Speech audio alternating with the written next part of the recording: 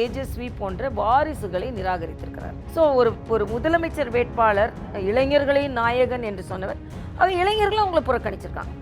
ஏன் தேஜஸ்வி இளைஞர்கள் புறக்கணித்திருப்பார்கள் என்றால், காங்கிரஸ் யார் கூடெல்லாம் இருக்கிறார்களோ அவர்கள் படுதோல்வி அடைவார்கள். காங்கிரஸ் 19 இடத்துல இருந்து தேஞ்சி 5 இடம். எந்த ராகுல் காந்தி காலம் முழுசா அங்க வந்து ஊர்வலம் நடத்தினாரு, யாத்திரை நடத்தினாரு, அங்க வந்து ஓட் சோரின்னு சொல்லிட்டு ஓட்டு திருட்டுன்னு அதுக்கு பெரிய பெரிய ஸ்லைடெல்லாம் போட்டு காமிச்சார். எதுலையுமே அந்த மக்கள் ஆட்படலைன்னா அவங்க தேர்தல் ஆணையத்தை கைக்குள்ள வச்சுக்கிட்டு இந்த வெற்றியெல்லாம் பெறுறாங்கன்னு சொல்றாங்க. இந்த குற்றச்சாட்டு விமர்சனங்கள் ரொம்ப ரொம்ப ரொம்ப தவறானது. இது வந்து எப்படின்னா 65 லட்சம் வாக்காளர்கள் நீக்கிற இடத்துல ஒரு போராட்டம் இல்லையே. விஸ்வகர்மா திட்டம் என்பதை சாமானிய மக்கள் என்ன செருப்பு தைக்கிறவங்க, பானை செய்கிறவங்க, தச்சர்கள், ஹேண்ட்பேக் செய்கிறவங்க, செருப்பு தைக்கிறவங்க, ஆக இவங்களுக்கு ஒரு பயிற்சி கொடுத்து அவங்களோட தொழிலை விரிவுபடுத்துறதுக்கு ஒரு திட்டம். 8.5 லட்சம் தமிழக மக்கள் எனக்கு வேணும்னு போட்டதை இல்லை விஸ்வகர்மா நீங்க பேர் வச்சுட்டீங்க, இது வந்து அடிமை தொழில், குலத்தொழில். நான் என்ன கேட்கிறேன், இதுல தம்பி விஜய்க்கும் பாடம் இருக்கு, உதயநிதிக்கும் பாடம் இருக்கு, ஸ்டாலின் அண்ணனுக்கும் பாடம் இருக்கு, காங்கிரஸ் ஒரு கூட நட்பு ஆமா அப்படின்னு இருக்கு. அதே மாதிரி மத்திய அரசு கூட சண்டை போட்டு.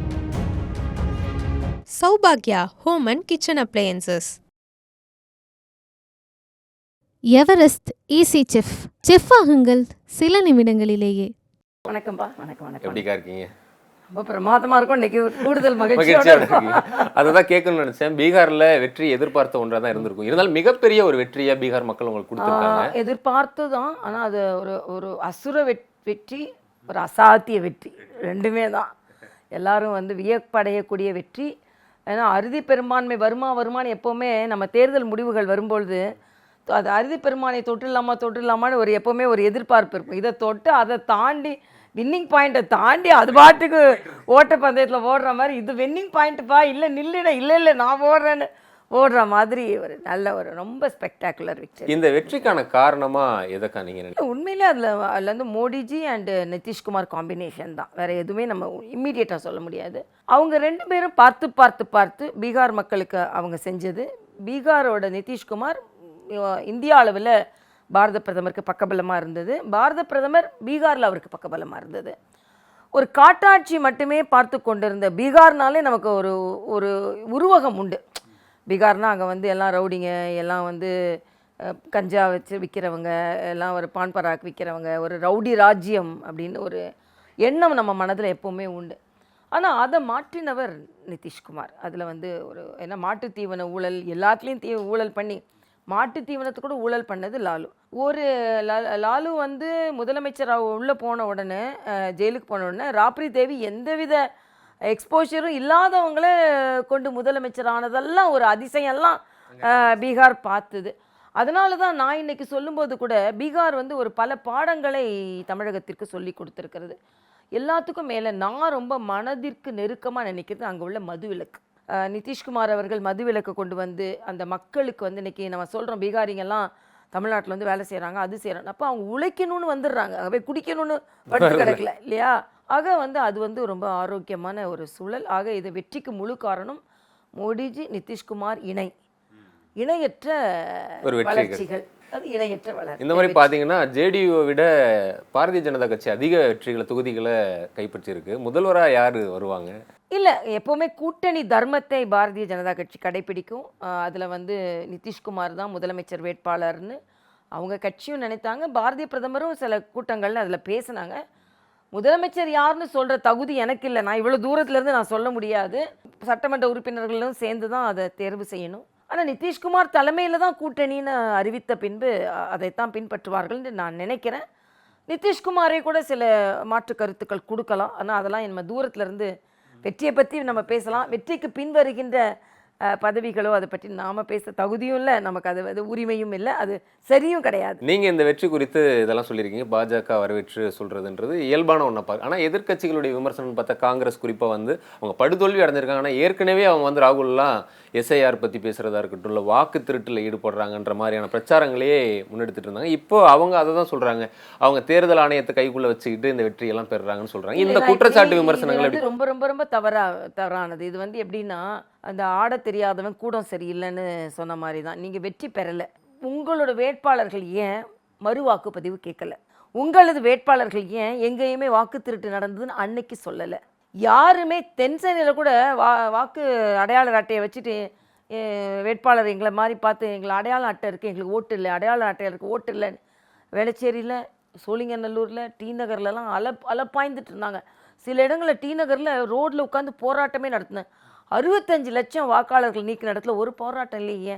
அப்பனா நீக்கினவர்கள் உண்மையிலேயே நீக்கப்பட வேண்டியவர்கள் தான். சேர்க்கப்பட வேண்டியவர்கள் சேர்க்கப்பட்டிருக்கிறார்கள், நீக்கப்பட வேண்டியவர்கள் நீக்கப்பட்டிருக்கிறார்கள்.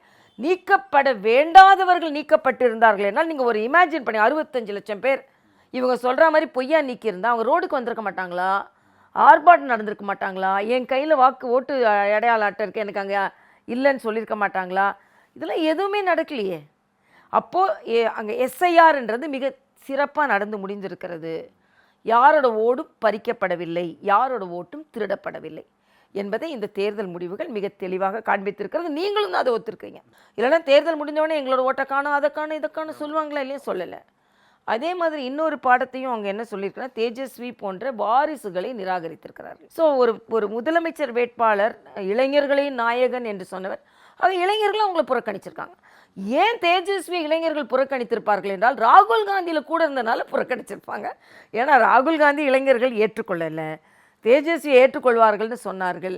இன்னொரு மிகப்பெரிய பாடத்தை திமுக போன்ற கட்சிகளுக்கு பீகார் சொல்லியிருக்கிறது. காங்கிரஸ் யார் கூடெல்லாம் இருக்கிறார்களோ அவர்கள் படுதோல்வி அடைவார்கள்.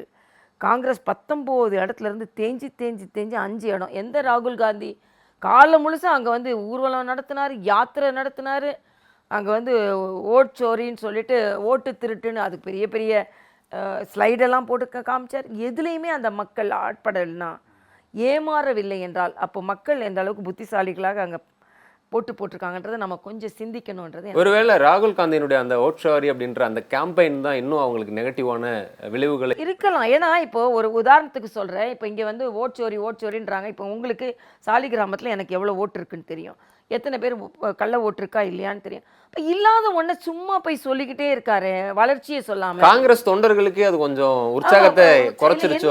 இன்னொன்று நீங்கள் பார்த்தீங்கன்னா அந்த காலத்தில் திராவிட கட்சிகள் பார்த்தீங்கன்னா இந்த உணர்வு, மொழி உணர்வு, ஜாதி உணர்வு இதெல்லாம் தூண்டி தூண்டி தூண்டி ஓட்டு வாங்கிட்டு இருந்தாங்க. பீகார்லேயும் அது நடந்துருது. ஒரு ஜாதி இந்த ஜாதி கூட சேர்ந்து தான் ஜெயிக்க முடியும் அப்படின்னு. ஆனால் நீங்கள் பார்த்தீங்கன்னா அதையெல்லாம் தாண்டி இன்றைய இளைஞர்கள், இன்றைய பெண்கள், இன்றைய ஆண்கள் வளர்ச்சி வேணும்னு சிந்திக்க ஆரம்பிச்சிட்டாங்கன்றது தான் பீகாரோட ஒரு முடிவு காண்பிக்குது. நீங்கள் தேஜஸ்வி எவ்வளவோ சொல்லி பார்த்தாரு, நிதிஷ்குமார் ஓல்டுன்னு சொல்லி பார்த்தாரு, அவர் 20 வருஷமாக ஆட்சி செஞ்சுட்டான்னு பார்த்தாரு, இன்கம்பன்சின்னு சொல்லி பார்த்தாரு, இல்லை எனக்கு 38 வயசு தான், நான் இன்னும் இளைஞன் எல்லாம் சொல்லி பார்த்தாரு. ஆனால் இளைஞர்கள் கூட அவங்களுக்கு வாக்களிக்கல இல்லையா? அதனால் மக்கள் என்னன்னா நம்மளுக்கு நல்லது செஞ்சால் வாக்களிப்பார்கள். இன்னொரு மிகப்பெரிய பாசிட்டிவ் பாயிண்ட் பீகாருக்கு டபுள் இன்ஜின் கவர்மெண்ட். அது எல்லா இடத்துலையுமே ஒர்க் அவுட் ஆகுது. ஆமாம், ஏன்னா மத்தியில் செய்யக்கூடிய ஒரு திட்டங்கள் அப்படியே மாநிலத்திற்கு வரும்போது பலன் பெறுறவங்க மக்களாக தானே இருக்காங்க. ஆனால் தமிழ்நாட்டில் ஒரு சின்ன உதாரணம் சொல்கிறேன், விஸ்வகர்மா திட்டம். இது 8.5 லட்சம் கைவினைஞர்கள் எங்களுக்கு வேணும்னு அப்ளை பண்ணாங்க. பாவம், அவங்க இணையதளத்துக்கு போய் அப்ளை பண்ணவங்கள சாமானியர்கள். விஸ்வகர்மா திட்டம் என்பதை சாமானிய மக்கள், என்ன செருப்பு தைக்கிறவங்க, பானை செய்கிறவங்க, தச்சர்கள், குயவர்கள், பானை செய்கிறவங்க, இப்படிப்பட்ட மிக மிக இந்த ஹேண்ட்பேக் செய்கிறவங்க, செருப்பு தைக்கிறவங்க, ஆக இவங்களுக்கு ஒரு பயிற்சி கொடுத்து அவங்களோட தொழிலை விரிவுபடுத்துறதுக்கு ஒரு திட்டம். 8.5 லட்சம் தமிழக மக்கள் எனக்கு வேணும்னு போட்டதை இல்லை விஸ்வகர்மா நீங்கள் பேர் வச்சுட்டீங்க, இது அடிமை தொழில், குலத்தொழில். நான் என்ன கேட்குறேன், அவங்க ஒரு தொழில் செஞ்சாங்கன்னா அந்த தொழிலை விரிவுபடுத்தப்படுறதுன்னு தப்பா? அப்போ விரிவுபடுத்தவே கூடாதுன்னா அப்போ அவங்க என்ன அதில் என்னன்னா அதில் நீங்கள் படிக்காதுங்கன்னு சொல்லலை, படிக்க கூட செய்யலாம். இப்போ நீங்கள் பிஏ படிச்சுட்டு கூட இருக்கலாம். ஆனால் எங்கள் அப்பா இந்த தொழிலை செய்கிறாரு, அதனால் எனக்கு இதில் எனக்கு தம்பிக்கோ அக்காக்கோ எனக்கு இதில் இது வேணும். அதனால் அந்த குடும்பத்தில் எல்லாரையுமே குலத்தொழில் செய்யணும்னு சொல்லலை. நீங்கள் படித்தா கூட அதை விரிவுபடுத்தணும்னு நீங்கள் நினச்சிங்கன்னா அதுக்கு நீங்கள் அப்ளை பண்ணலாம் அப்படின்னு தான் அதில் இருக்குது. ஆக ஒரு 8.5 லட்சம் பேரை நீங்கள் அந்த ஒரு கிடைக்கணும் இருக்கிற வாய்ப்பை கூட கையில் மத்திய அரசு பணம் கொடுத்து உங்களுக்கு பயிற்சி கொடுக்குறேன்னு சொல்கிறத தட்டி பறிக்கிறாங்க. அதே மாதிரி என்இபி புதிய கல்விக் கொள்கை உலகத்திற்கு இன்று தேவையான ஒன்று. புதிய கல்விக் கொள்கை அறிமுகப்படுத்தப்பட்ட பின்பு தான் இந்திய அளவில் 57 யூனிவர்சிட்டி உலக ரேங்க் வாங்கியிருக்கு. இந்த தேசிய கல்விக் கொள்கையை அறிமுகப்படுத்தும் போதே என்ன சொன்னாங்கன்னா, நம்ம தேசிய கொள்கையை அறிமுகப்படுத்துகிறோம்னா உலக ரேங்க்குக்கு நம்ம வரவே மாட்டேன்றோம். அப்போ தேசிய கல்விக் கொள்கை அறிமுகப்படுத்தப்பட்ட பிறகு உலக ரேங்க்ல 57 யூனிவர்சிட்டி வருதுன்னா அப்போ நம்ம எந்த அளவிற்கு மிகப்பெரிய பாய்ச்சல், அந்த பாய்ச்சல் நமக்கு தமிழ்நாட்டுக்கு தேவையில்லையா? அப்போ NEP படிச்சுட்டு 3 மொழியை படித்துட்டு ஒரு மாணவன் இன்டர்வியூக்கு போகிற போதும் தமிழ்நாட்டில் நீ வேணான்னு சொல்லிட்டு இருமொழி கொள்கையை மாத்திரம் படிச்சுட்டு இன்னொரு மொழி தெரியாமல் தேசிய அந்த கல்விக் கொள்கைகளோட டிஜிட்டல் திங்ஸ் எல்லாம் தெரியாமல் போனால் தமிழகம் புறக்கணிக்க தானே போடும்.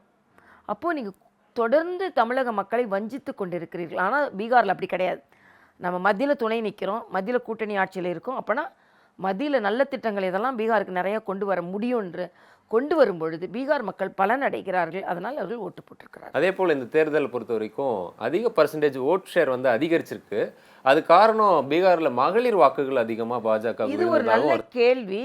இது என் 2 விதமாக நான் பார்க்குறேன். ஒன்று வந்து SIRனாலன்னு நினைக்கிறேன். எல்லாரும் நினைச்சாங்க SIRனால வாக்குகள் நீக்கப்பட்டது. அப்படி இல்லை. ஜங்கிள் ராஜ் அப்படின்பது காட்டாட்சி என்பது. இப்போ ஒரு பெண் வந்து தமிழ்நாட்டிலே நாங்கள் ஒரு உள்ளாட்சி தேர்தலில் திமுக பண்ண கலாட்டால நிறைய பெண்கள் சொன்னாங்க எங்களுக்கு வந்து ஓட்டு போட போல, ஏன்னா அங்கெல்லாம் நின்று கலாட்டா பண்ணிட்டு இருக்காங்க, பாட்டில் வீசிட்டு இருக்காங்க அப்படின்னு. ஆக இந்த SIRன்ற ஒரு தூய்மைப்படுத்துகிற பணி வந்த உடனே பெண்களுக்கு ஒரு நம்பிக்கை.